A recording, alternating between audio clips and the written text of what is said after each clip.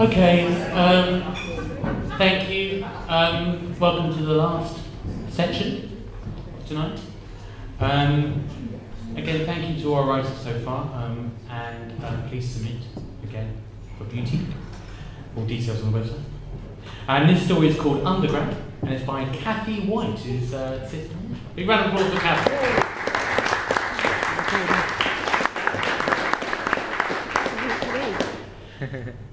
Aaron wondered if this was the escalator that someone had dropped a burning match on that caused a blaze that caused the deaths of 31 people.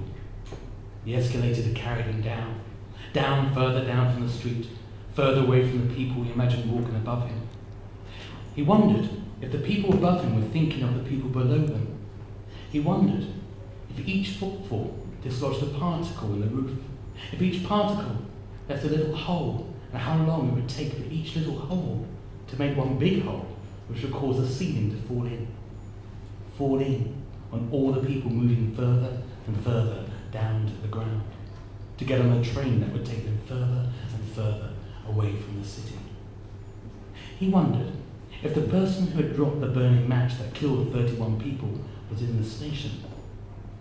Looking across at the escalator going in the opposite direction, he spotted a woman chewing on one of her nails. She looks like a smoker, he thought. I bet it was her. Their eyes locked for an instant. The woman looked away. Aaron carried on down. As the escalator's passengers melted off around the corner, a homeless man sat with his back against the wall. Dark yellow fingers clutched a can of special brew. Homeless and hungry, please help, was scrawled on a piece of creased cardboard leant against a fat, sleeping Labrador. Foamy dribble oozed out of its mouth, stretched to its limit and plopped on the floor. The man remained expressionless. Rheumy eyes stared vacantly ahead as it took a drink, then wiped his chin with a frayed sleeve. Aaron stopped and stretched out his hand to pat the dog. Taking a quick glance at the man, he changed his mind. He wiped his hands on his jeans and shoved them in his jacket pocket, feeling his crumpled P45. A guard approached. "Can you move along, please?" he said. The homeless man grunted, picked up his sign and nudged the dog, which lazily opened an eyelid and scrambled to its feet. American Pie was being played on a guitar by a young man wearing ripped jeans and Converse sneakers further down the station. He swayed in time to the music, smiling and nodding each time a coin was thrown in the hat by his feet. Aaron reached his platform, the northbound Victoria line. He tutted and sighed when he saw that the next train was only going as far as Seven Sisters and not going all the way to Walthamstow Central.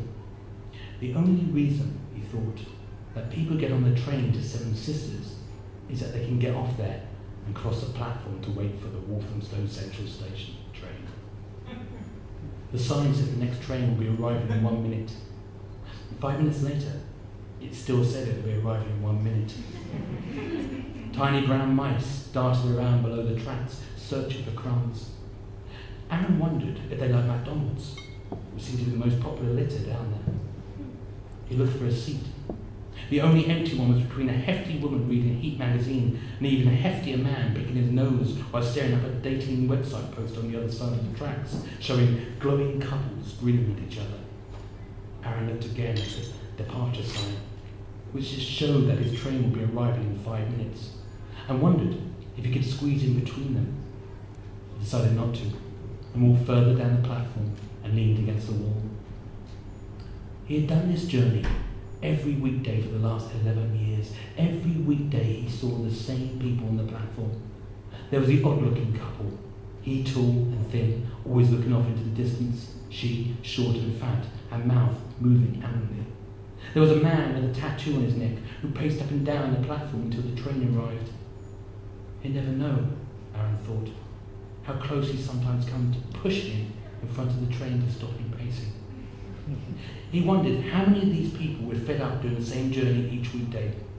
How fed up they got when the train was always going to Seven Sisters and not straight to Walthamstow Central. A slight breeze came down the tunnel, along with a distant rumble, signifying an approaching train. The rumble got louder, and headlights appeared at the tunnel's mouth. The train screeched into the platform and stopped. The door was opened. Guards screamed at the people on the train and the platform to leave the station. A B-45 lay crumpled on the floor. Kathy White, ladies and gentlemen.